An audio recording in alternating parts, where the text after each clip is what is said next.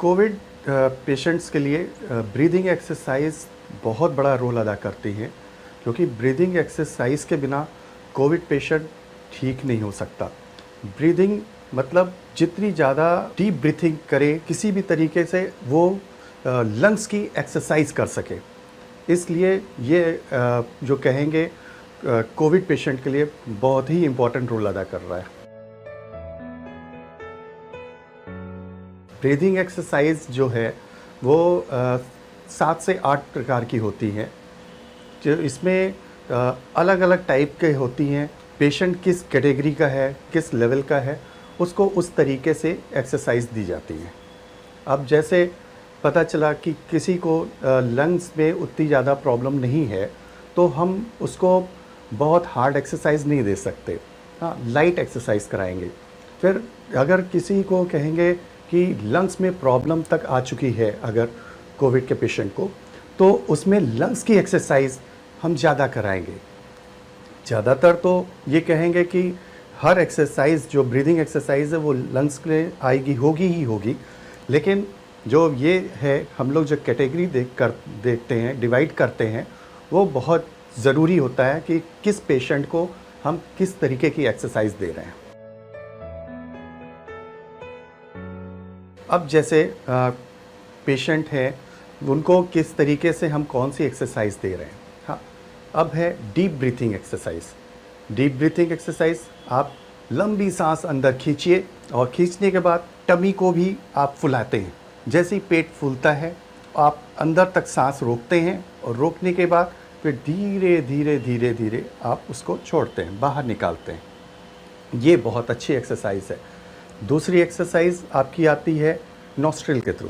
आप आराम से लंबी सांस लेंगे, एक तरफ से लंबी सांस खींचेंगे पूरी, और खींचते रहेंगे, और फिर एक टाइम ऐसा आएगा उससे ज़्यादा आप सांस नहीं ले पाएंगे, तो वहीं पे वो स्टेबल करिए, रोकिए, 10 तक काउंट करिए, और काउंट करने के बाद इसी साइड से आप फिर बाहर भी निकालिए सांस को।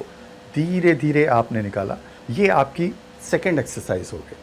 फिर इसी तरीके से आप दूसरे साइड भी यही करेंगे, लंबी सांस खींचेंगे, रोकेंगे, 10 तक काउंट करेंगे और बाहर निकालेंगे। ये आपकी दूसरी एक्सरसाइज।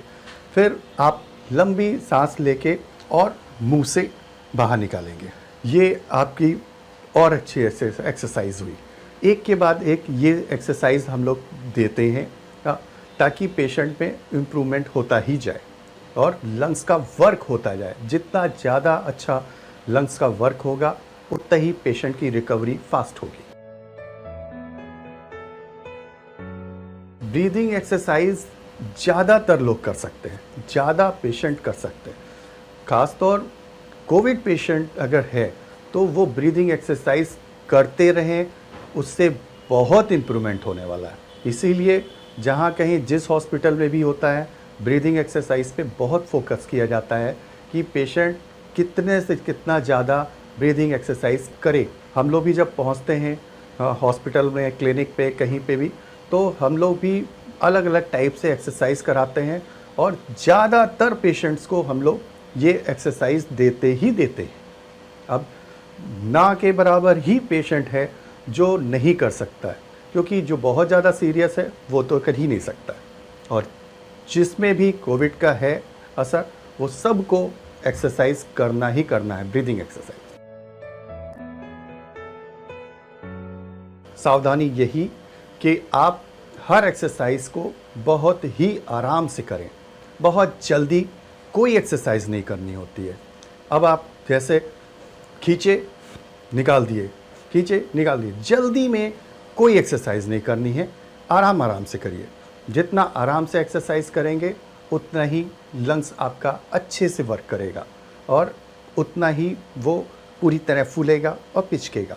ये चीज़ लंग्स को करना ही करना है। अगर ये जितना अच्छे से कराते जाएंगे, उतना ही आपका वो स्ट्रांग हो जाएगा लंग। एक बहुत अच्छी एक्सरसाइज है रेस्पिरोमीटर से।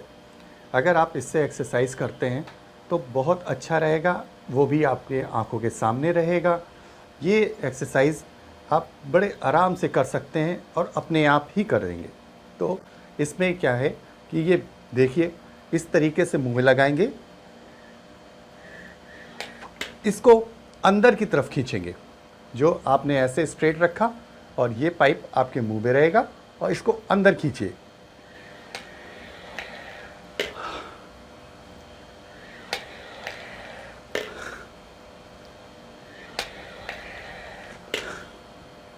इसमें बैलून ऊपर उठना चाहिए।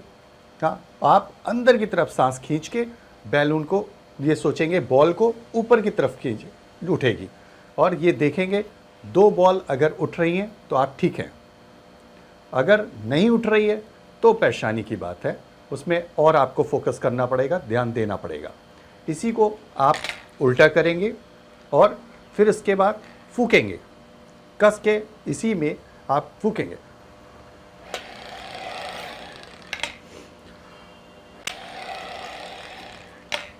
ये चीज़ अगर आप इस तरीके से करते हैं, कस के फूकते हैं, इसमें भी बॉल आपकी ऊपर उठेगी।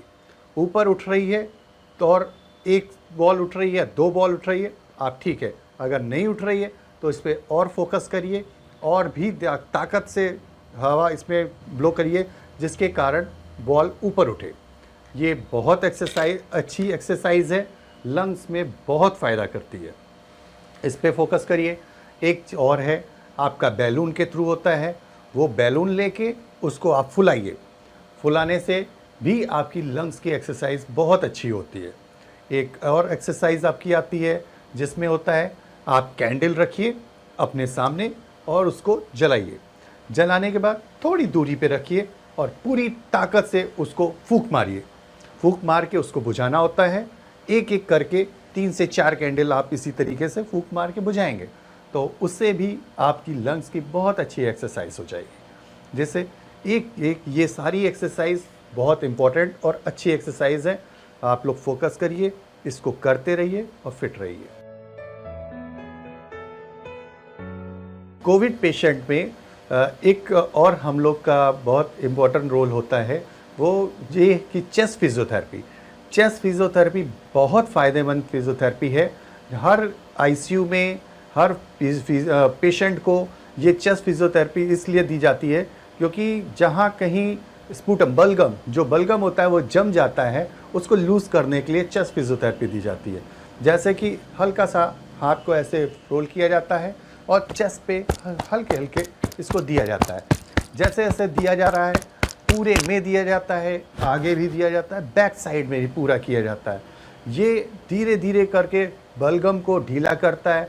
ढीला के होने के बाद वो अपने पेशेंट को खांसी भी बहुत बार आ जाती है फिर चेस्ट फिजियोथेरेपी करने में, और उसी टाइम निकल जाता है। बलगम निकलने से काफ़ी आराम फिर पेशेंट को मिलता है।